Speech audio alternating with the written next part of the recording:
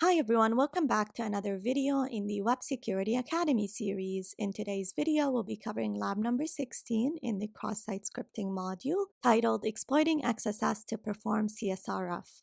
If you do not have an account on the Web Security Academy, you can get one by visiting the URL portswigger.net/websecurity and clicking on the sign up button.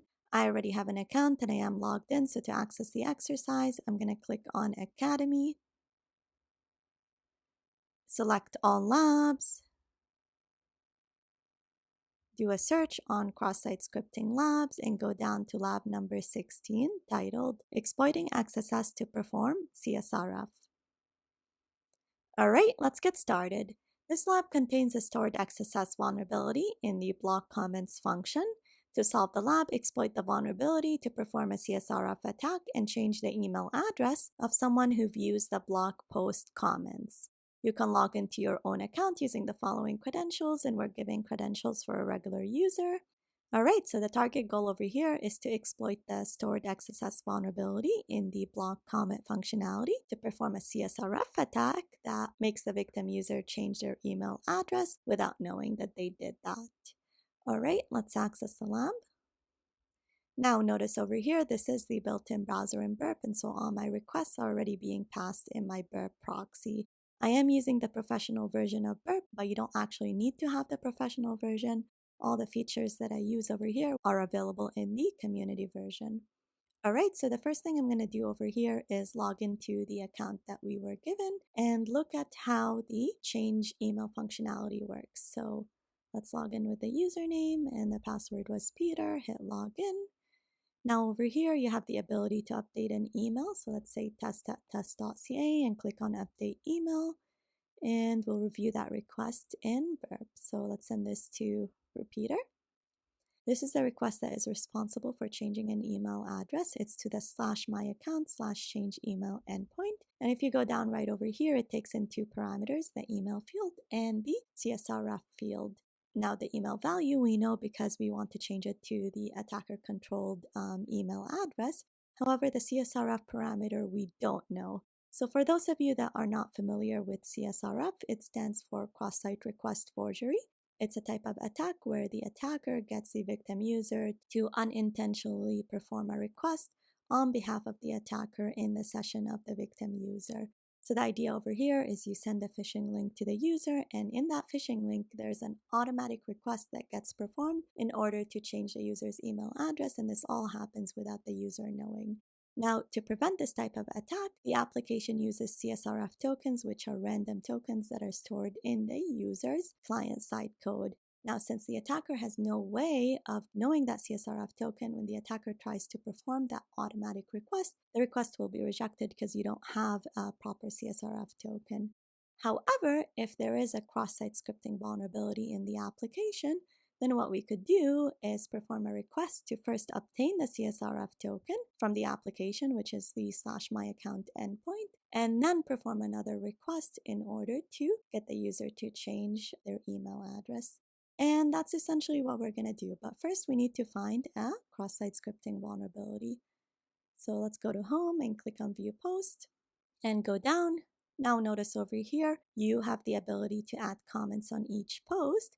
And since the comment and potentially the name are reflected back to the user, then it definitely needs to be tested for cross-site scripting vulnerabilities. So we'll start off with just testing the comment field using a really simple script. So we'll say script console.log, and we'll just print out hello. And we'll end the script. And in the name field, we'll just say test, and then the email test@test.ca, and the website will just say www.test.ca. So essentially all this does is it'll print out the message hello to the web console. Of course, this is only going to happen if the application views this as client-side code, which means that it would be vulnerable to cross-site scripting. However, if it's not vulnerable to cross-site scripting, what the application will do is view this as a string, and then it should be just displayed in the comment and does not interact with the code at all. So let's click on Post Comment right over here. Go back to the blog, go down, And this is interesting. So you could see that my comment is not showing, which means that it was definitely viewed as client-side code and executed as client-side code, which means that this is vulnerable to cross-site scripting. But just to confirm, we're going to right-click and click on Inspect over here, and then go to Console. And here we go. Here's the message, hello, that we use the script to print. And so because we do see the message, definitely our script was executed and the comment field is vulnerable to cross-site scripting.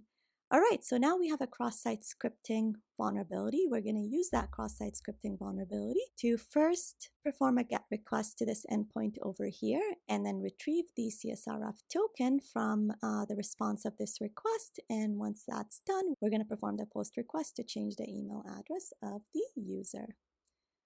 All right, so to do that, we're going to write a really simple script. So we'll start off with this script tag. I'll add the link to this document in the description of the video.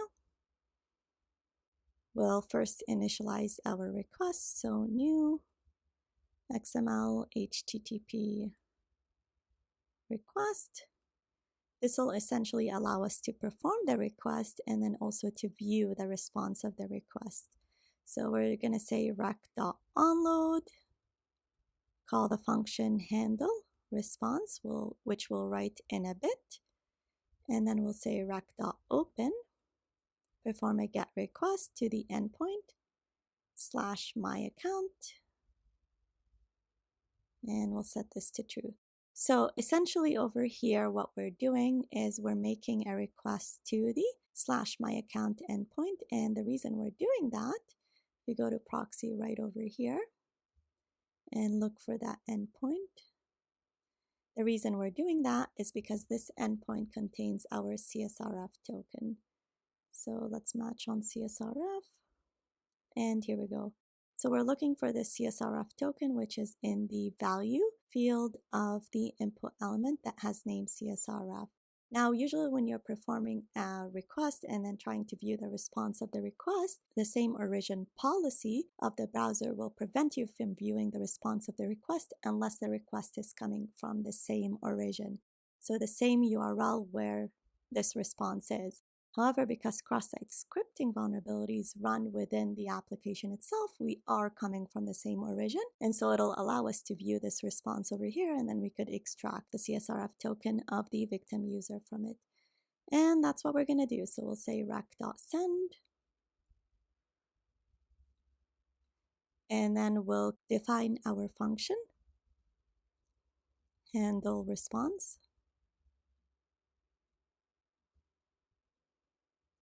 which essentially performs these two requests. So the first one is to retrieve the CSRF token, and the way we're going to do that is by saying this dot response text dot match.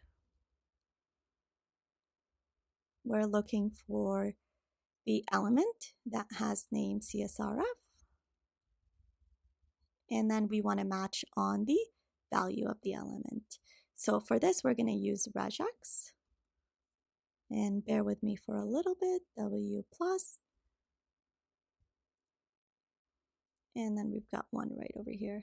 So essentially what this does is it looks for the input element that has name CSRF, and then it matches the regex on the input element. And when we're saying W plus, we're just saying all the word characters in the value attribute, which is the alphanumeric characters.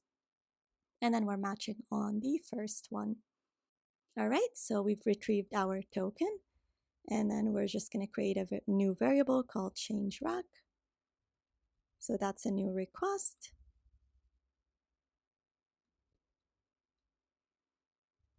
And we'll say change rec.open. So the next step over here, after we've performed this GET request, is to perform the POST request that was responsible for changing the email address right over here. So it's to the endpoint /myaccount /email address, and it takes in two variables, the CSRF token, which we just extracted, and the email address of our victim user. So it's a POST request, and it's to the my account. So /myaccount. /change email endpoint. And then we need to send the parameters in the request in the body of the request. So we'll say send CSRF is equal to the token that we just extracted plus the email address of our attacker controlled server. So let's say test3@test.ca. So this has to be a unique email address, so we can't use the email address that we used previously. All right, and this looks good. Let's end this, and then we end our script function. Hopefully we don't have any errors. Let's copy this and then put it in the comment field. And let's make this a little bit smaller. And then let's say test. Email is test@test.ca. And the website is http://www.test.ca. So essentially over here, when we click on post comment, it'll post the comment and store the script under this post over here.